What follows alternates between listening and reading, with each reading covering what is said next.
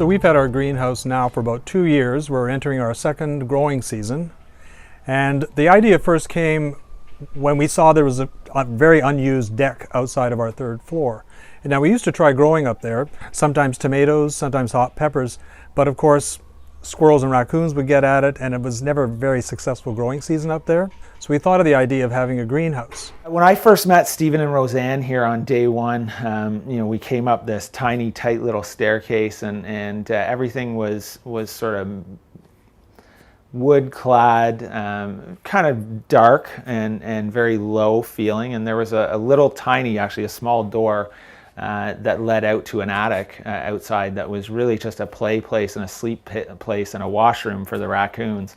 It needed a great deal of infrastructure work and engineering in order to integrate it into our home, which is a century home. We have a 1905 home here in Riverdale. In an urban environment like this, where every square foot of yard space and living space is key, it's much better to go up instead of going out.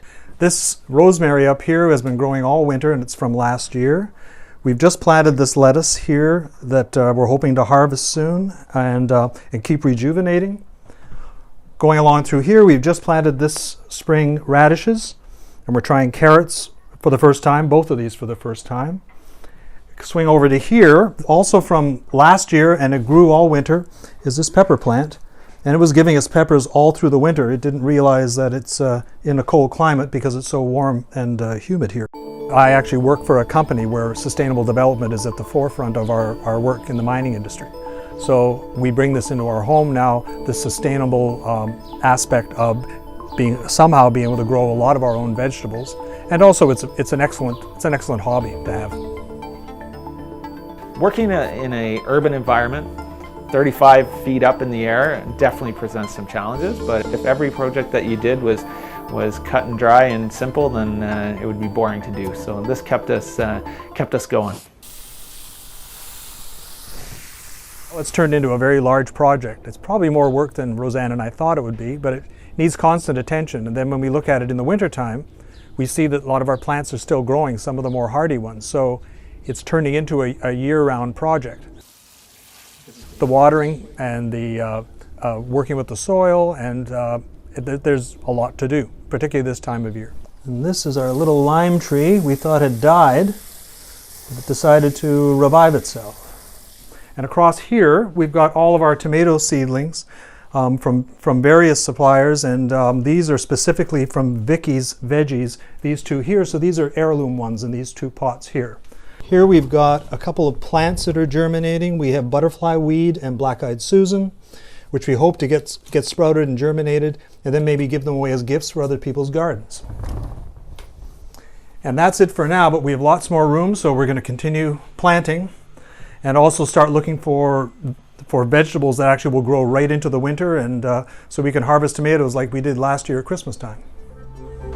In order to grow plants, you need sunlight, the right temperature, and water. And so rather than bringing a jug up from the sink every time and pouring water on the plants, we wanted to create a little bit more of an automated system. So they have an irrigation system in here that we brought water up from the bathroom below, and creating a simple system in order to sustain life, and not just sustain it, but allow it to thrive. And water was a critical element in that. So automatically these sprinklers will run and provide the lifeblood to the plants that they need.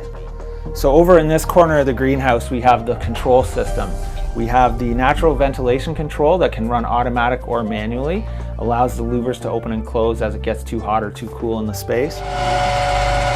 We also have the irrigation control that ties in from the water lines we brought up from the basement and runs 360 degrees around the entire greenhouse. This area that I'm standing in right now is true living space that would be comfortable 365 days of the year. Outside behind me, or inside the greenhouse behind me, it will have a different temperature commonly. So it would be comfortable enough for you to go and work with the plants, and very comfortable for the plants to grow, but not a perfect living environment. These are the super energy efficient doors that separate the growing environment from the living environment. The neat thing about them, access, but also you can slide the wall fully open to enjoy the space or close it if it's too hot or too cold. The challenge with attics, and the first time I came up here to meet with Stephen and Roseanne, it was sweltering up here, even though it was very dark. And so what we wanted to do was take a look at how can we make a space, a living environment and a growing environment that's comfortable to come up and entertain or work or read or whatever you want to do, or garden. There's automatic louvers on the roof of glazing that will open once it triggers a temperature that's too high to allow the convection current to escape out the roof.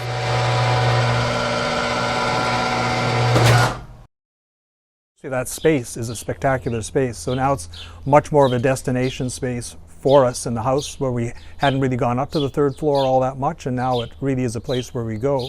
I can really integrate that into the cooking because I do all the cooking in the house.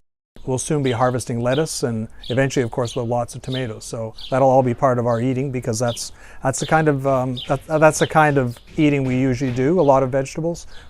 A project like this is important to Canadians, I would think, as a whole, because there is a large amount of fear around what you're getting at the grocery store and what you're putting on the table. And so the nice thing about this is it's that controlled environment that is controlled by you.